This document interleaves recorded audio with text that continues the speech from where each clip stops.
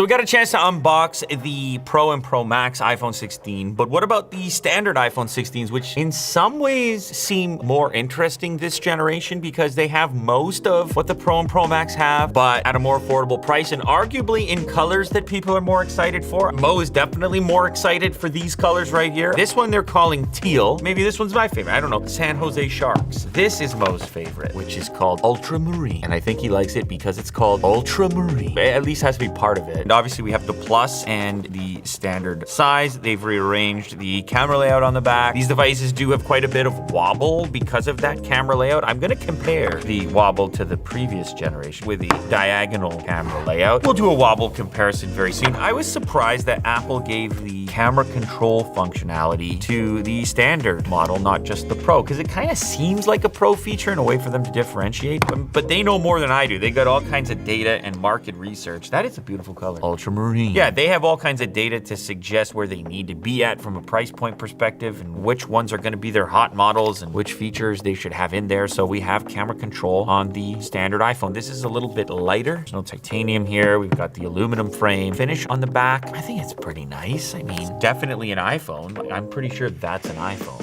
USB-C. We've also got the physical SIM tray, Canadian version. We have eSIM built in as well. Big power switch, volume rocker, action button.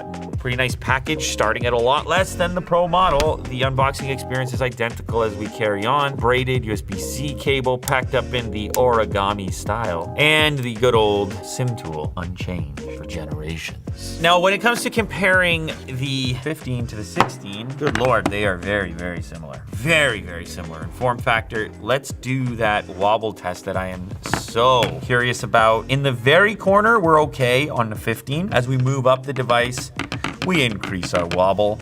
We do get wobble in the very...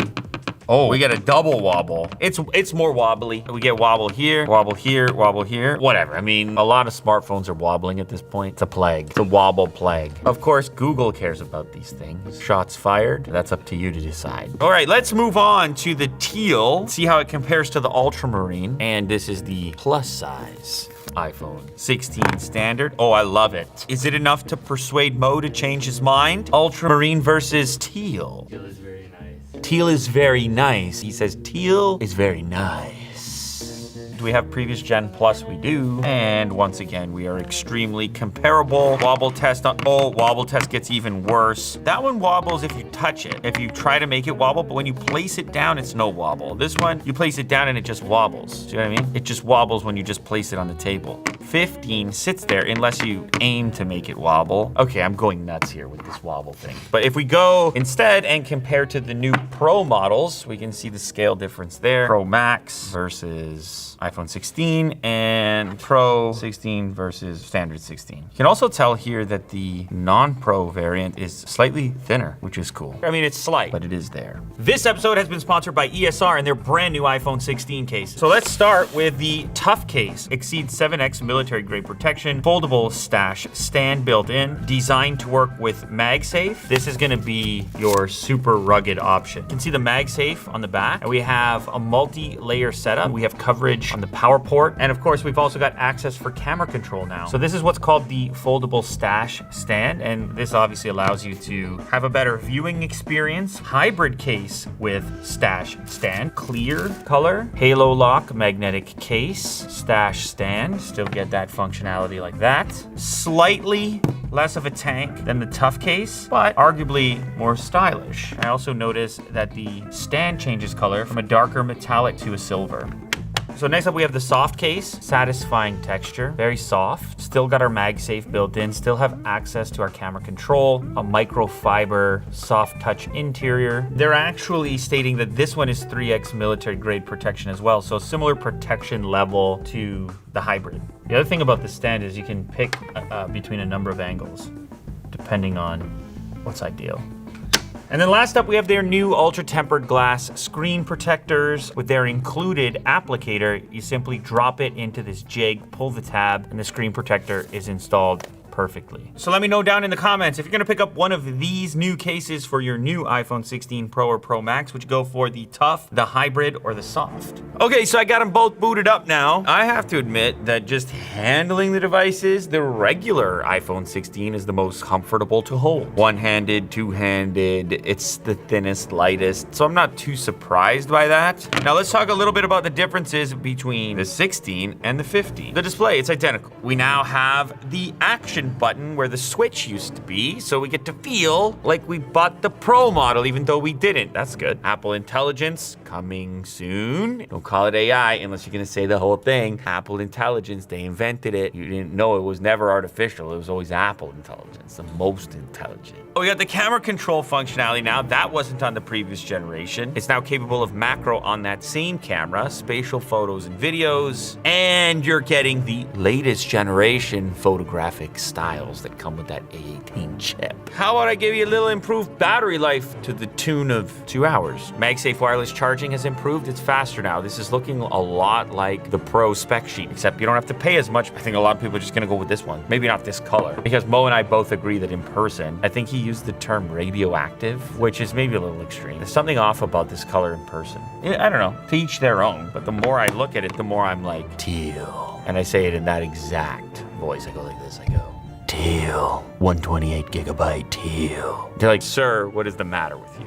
Ay, ay, ay. 1 nit minimum brightness. It is like I'm reading the Pro spec sheet here. Cinematic video stabilization. Why do you have to buy the Pro model? Why you gotta buy, huh? To get an extra camera, I guess. And to get your titanium. Bro, your phone's not even titanium. So, bro, your phone's not even titanium. So what are we doing? What are we doing? Your phone's not even titanium, so what are we doing? So everybody knows that guy. Everybody knows that guy. You've met that guy before. Listen, this is the phone you should get. Just get the iPhone 16. That's my verdict this year. If you have to get an iPhone this year, blam. Yeah, why you need the Pro model, Mo? Why are you yelling about the Pro model? Pro model this, Pro model that. Okay, the wide doesn't look, the ultra wide maybe doesn't look quite as good. These ones look good though. Look at those. Look at the regular standard focal length 1X. That's kind of what you're lacking there. Your ultra wide doesn't look quite as good. It's tough on these screens. Like, you just look at the roof, the sharpness. Like, it's just obvious. There's just too much resolution on the other one. I presume that on video we're gonna be 4K 60. We got the same chip, right? 4K 60 and no 4K 120. Because otherwise, what is Pro? That's okay.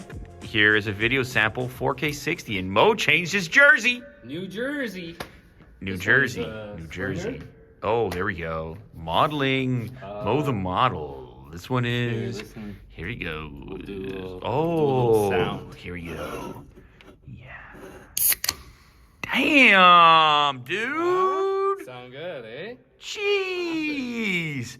You didn't have to do them like that.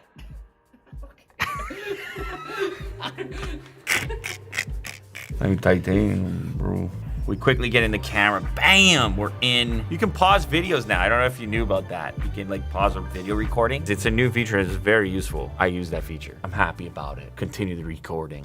Sounds fine. I want to see what kind of box. Sounds fine. Sounds loud. The perfect. I'll pinch for you. This looks a lot different than the pinch right in there for you, brother. Way lighter, and it has you wanted. Like yeah, I think this year maybe more than ever, or more than I can remember in recent. I'm sure other people probably said this, and you probably watched those videos too. This year, I mean, you probably don't really need the Pro model unless money is no problemo, and you just give me the Desert Storm. I know it's Desert Titanium. It sounds funnier if I say Desert Storm. You understand? And it should have been more Desert Storm color, in my opinion. Yeah. When I had the mock-up Desert Storm, man, look at that. This is what I wanted. Instead, we got that? Like another like white phone, basically? Nah. Anyway, this is the entry point, and it has the vast majority of what you're gonna end up using and liking on the other devices. Yeah, if you can't see yourself needing those studio audio features, the extra camera, 4K 120, bigger battery, obviously bigger screen. Like if those things are not absolutely major to you, you can save your money this year and you can get the iPhone 16. Or you can save even more money and wait until the next generation. It's completely up to you. You know what I mean? It's 2024, like you know if you need a new phone or not. I think we're past just buying these things every single generation because we have to. And the iPhone always represents an opportunity to speak to the audience on that topic of like how often should we be buying and upgrading things. It's just this phone is like the marker. It's like the test. It's like the economic test of like, hey, where are we at? Where's the disposable income? But then also also it's like, hey, where are we at from a technology perspective? Like, have things in this segment kind of slowed down a little bit? Like, are we seeing as many massive improvements? Are people feeling as compelled? These are the conversations I have in public like in the world, and I suppose now in public here on the internet, which is also somewhere in the world. Good night.